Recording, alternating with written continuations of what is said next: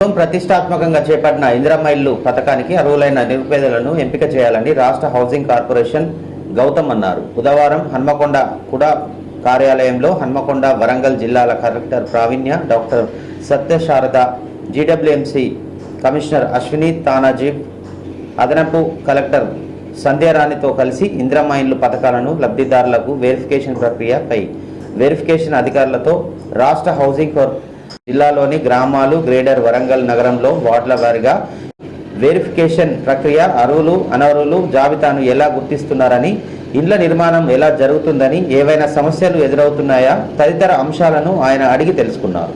ఈ సందర్భంగా రాష్ట్ర housing corporation managing director Gautam మాట్లాడుతూ ఇందిరమ్మ ఇండ్లకు సంబంధించి ఉన్న డేటాను వెరిఫికేషన్ క్షేత్రస్థాయిలో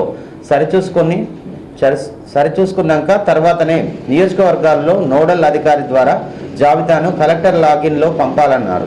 పైలట్ గ్రామాలలో ఇప్పటి వరకు ఇల్లు ప్రారంభం కాని వారి స్థానాల్లో ఇతర గ్రామానికి చెందిన వారిని ఎంపిక చేశామన్నారు. వెరిఫికేషన్ అధికారులు చెప్పడంతో హౌసింగ్ ఎండీ గౌతమ్ అభినందనలు తెలిపారు. లబ్ధిదారుల వేగంగా ఇల్లు నిర్మాణంలో స్లాబ్ తీసుకొని వెరిఫికేషన్ అధికారులకు సూచించారు. లబ్ధిదారులు సరైన ధరలో దశల వారీగా ఇళ్ల నిర్మాణం చేసుకునేలా ప్రతి దశలో అధికారులు తప్పనిసరిగా పర్యవేక్షించాలని అన్నారు.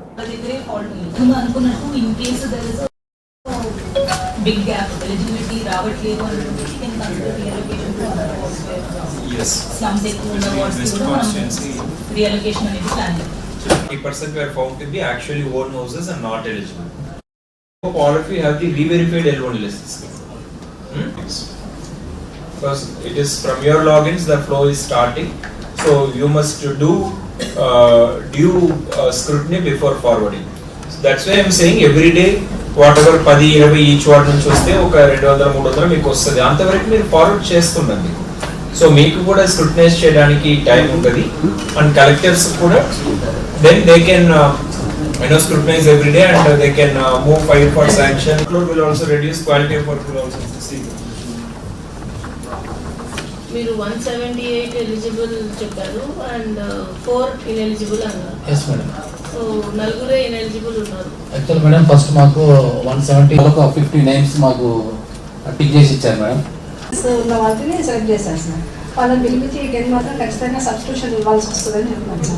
సో దాని ఫీడ్బ్యాక్ అనేది మన మండలంలో వెళ్ళింది కాబట్టి నెక్స్ట్ వచ్చే విషయాన్ని కూడా జెన్యున్ గా ఇచ్చాను సార్. మళ్ళీ ఇప్పుడు అంటే మా ఊర్లో 50 మంది ఎలిజిబుల్ ఉంటే 5గురికో 10 మందికి ఇచ్చారు, అక్కడ 100 మందికి ఇచ్చారు. పైలట్ విలేజ్ లో అక్కడ ఎవరు కట్టుకోవట్లేదు, మాకు ఇవ్వండి అంటారు.